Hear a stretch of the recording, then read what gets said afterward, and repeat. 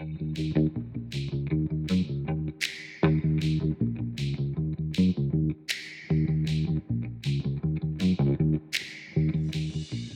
never desire someone to have a crisis to work with, but if you got one, I got a great skill for you.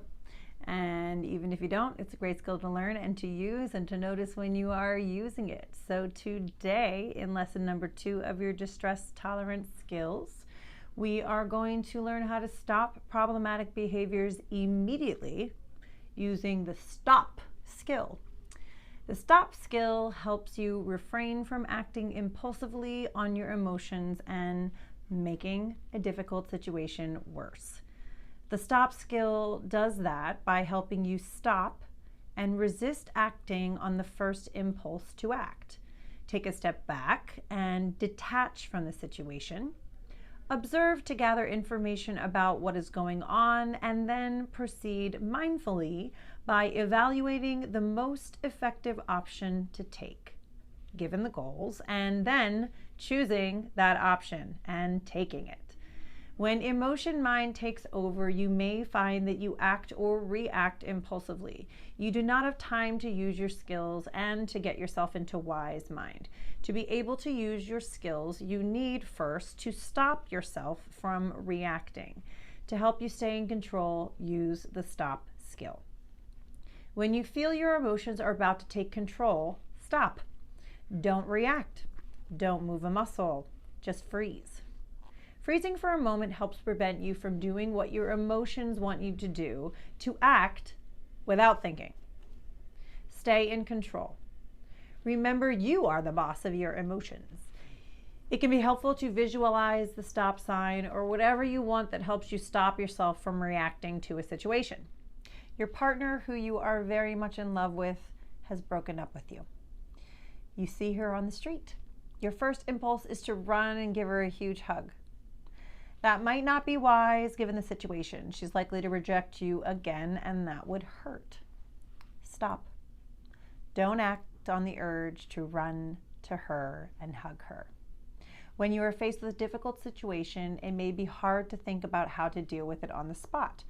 Give yourself some time to calm down and to think by stopping. Take a step back from the situation. You can do that in your mind, or you can physically actually step back. Get unstuck from what's going on. Take a deep breath. Continue breathing deeply as long as you need to. This helps reduce extreme emotion mind quickly. Continue that breathing until you are back in control. Do not let your emotions control what you do. Remember that you are not your emotions. Do not let it put you over the edge. You're crossing the street and you don't notice a car coming. The driver slams on his brakes and then gets out, comes towards you, cusses at you, and then physically pushes you in the street. Your urge is to punch him in the face, and you know that that would escalate the situation and get you into trouble. First, you stop. Then you literally take a step back to avoid confrontation. Next, observe what is happening around you and within you. Who is involved and what other people are doing and saying. To make effective choices, it is important not to jump to conclusions. Instead, gather the relevant facts so as to understand what is going on and what the available options are. You can use your mindfulness handouts on observing and non-judgmentalness to review the how skills of observing.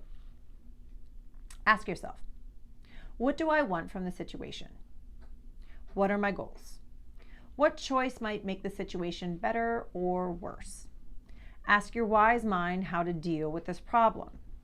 Being mindful is the opposite of being impulsive.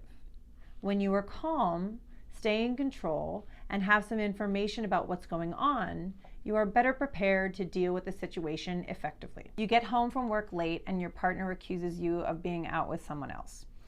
She starts yelling at you and calling you names. Your first impulse is to yell back and call her names too. However, you want to deal with the situation skillfully, and you decide to stop and take a step back from your partner. You observe that your partner appears drunk and there is an empty bottle of wine in the kitchen. You know that when she drinks, there's no point arguing and she's likely to apologize in the morning. You proceed mindfully by explaining that you were late at work, pacifying your partner, and then just going to bed. You postpone a discussion until the next morning. So you stop, you take a step back, you observe what's going on, and then you proceed mindfully based on that observation. This skill is simple in concept and not necessarily simple in execution. People often forget the simple things that help. Practice whenever you can.